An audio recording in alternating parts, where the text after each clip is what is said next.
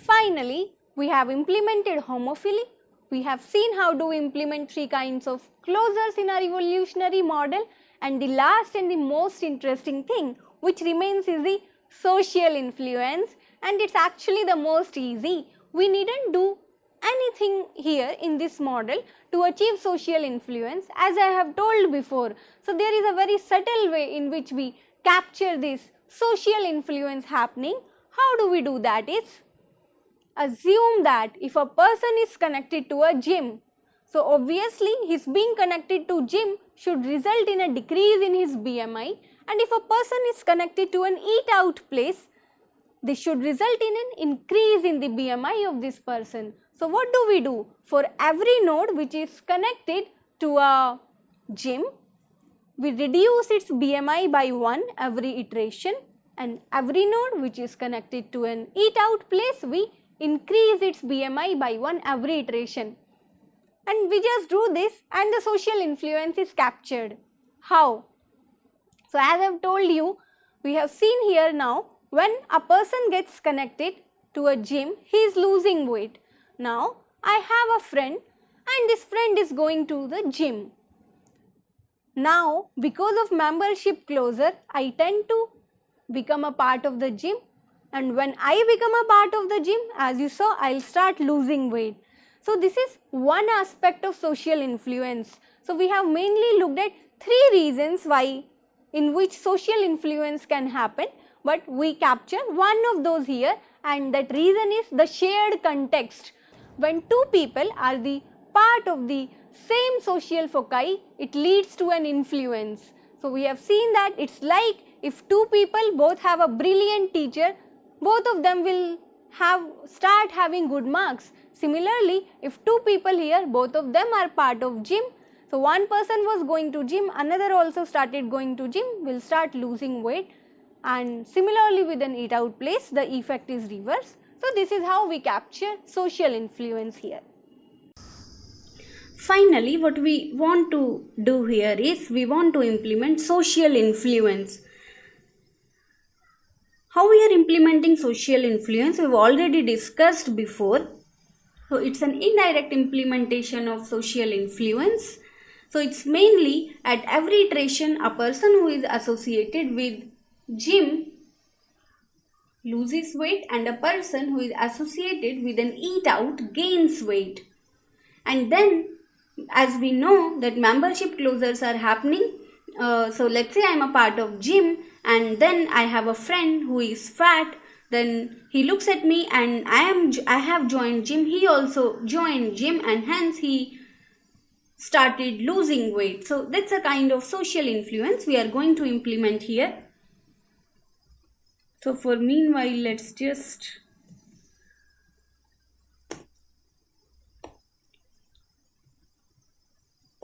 comment everything, and now what we want to do here is we want to change weights, right? We want to change BMIs of people, so we call change BMI G. And what this function change BMI G does is change BMI G. So for each in F nodes, what do we do?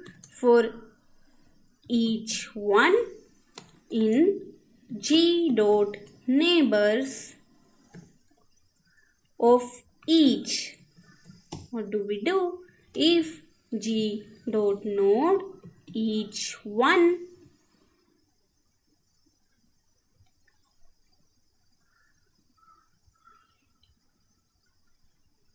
but again we are doing it for the foci nodes which are either an eat out or a gym. So we want to see that.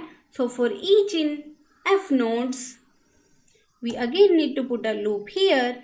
If G dot node each, so if this each node, its name equals to eat out.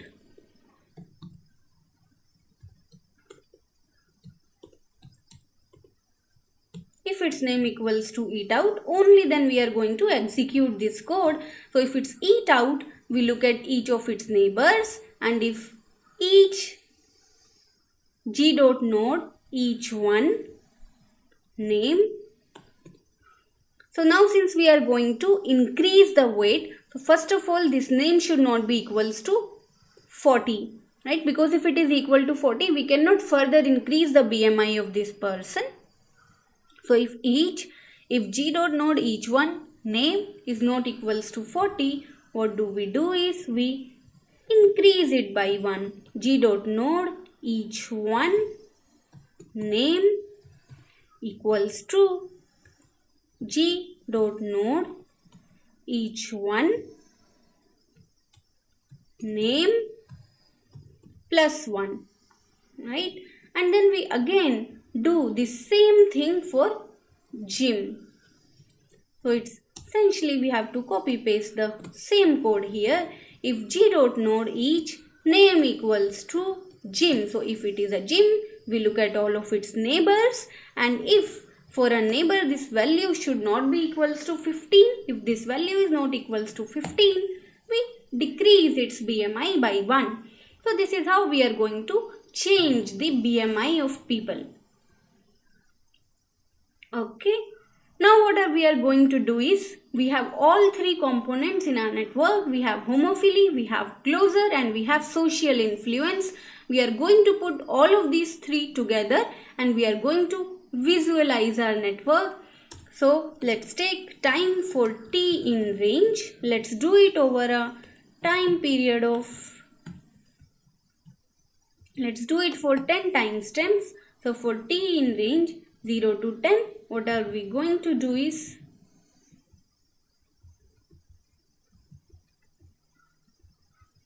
we do homophily, we apply closure, we apply social influence, and then we visualize this graph. And at the beginning when nothing is done, that time also we want to visualize our graph. So we have these statements here. Now let's execute our code and see what's happening. Okay, change BMI G. So this is a function definition, right? So we need a define here. Okay, go back, execute it. Okay, so this is our initial network where we have 5 social foci and we have different nodes having different BMIs. Now we see here that some nodes have become friends with each other and there are more number of edges between these nodes. And let's look at the number of obese people in this network. So currently we have one obese node which is 40. We again have one obese node which is 40. And as more and more number of nodes are getting added, do you see some problem in this code? I see some problem in this code. So as we can see, the number of obese people is not changing in this network. That should actually happen because we have implemented social influence. So what can be the problem with this code? So let's try to troubleshoot it together. When we write a piece of code, we should be able to troubleshoot this code nicely. So you see here, when we were visualizing a graph G here, we have passed these various arrays here, right? Color array, node size, label dict. So here when the BMI of people have changed and then the social influence have occurred, don't you think we need to again calculate all of these values? So it's like in the beginning we saw which nodes were yellow, we fed it here and we fed it here and we visualized it. And now when we are running this graph, we are again and again using the same color array, the same size array. So we need to change this. So a best way to change is to have these values, to call these functions inside our visualize. So these functions like let's say label dict function and then the node size function and the color array function. So all of these three things needs to be actually calculated in the visualize function, because whenever you visualize it, these values are changing. So what we do is we just delete these values from here and we put all these values inside all these function calls inside our visualize function. So here is our function visualize. So what we do here is We have all these values here. So whenever we want to visualize our graph, we again look at the labels, we again look at the size of nodes, and we again look at the colors.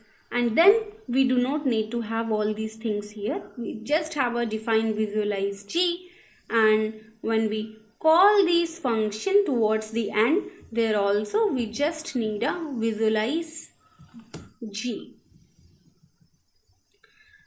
So whenever you'll try to code, sometimes weird things will happen. So the best way is to keep printing your different parameters at different places and see what is going wrong where. So let's again execute it. Okay, line 21, there seems to be a problem. So let's go to the line 21.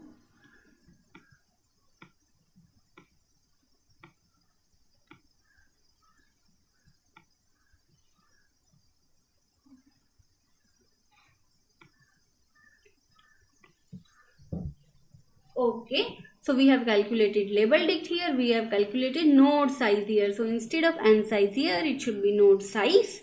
And then node underscore color is color underscore array node color. Okay. Now let's look at this graph. So this is our initial graph. And then you see some new friendships have been added to this graph.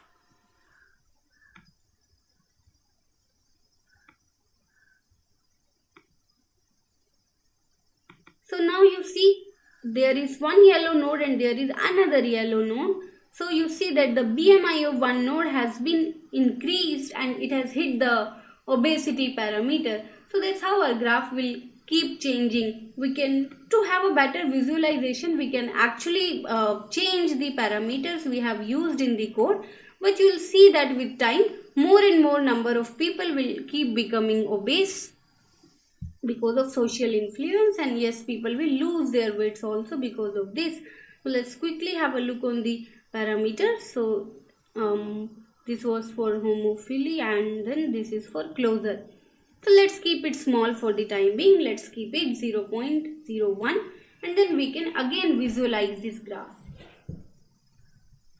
Now let's visualize this graph in a very nice way. So what we are going to do for this visualization is we store this graph in a file, JPG file, and when we run this code, that JPG file will keep changing with time and we observe the change in that JPG file. So for that, what do we do is when you call this function visualize G, this function will store your graph, will save your graph as a JPG file instead of plotting it here. So first of all, let's put a sleep statement here so that before making your file, the code sleeps for some time. So let's say some 10 seconds. And whenever you call your function visualize G, what this function is going to do is it will wait for, let's say, 1 second, and for this use this sleep statement we need to import time. So it mainly put some delays in your code. So time.sleep1, and here instead of showing our plot, what do we do is we save our figure plt.saveplot as, let's say, evolution.jpg. So this plot is saved, and once this plot is saved, we need to clear this plotting screen for the next plotting to occur.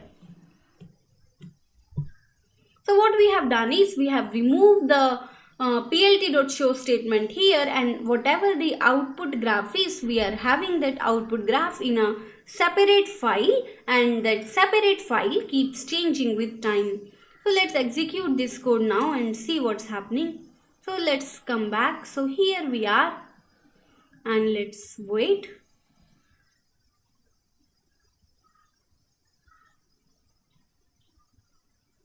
Okay, so here is our file evolution.jpg. Let's open it.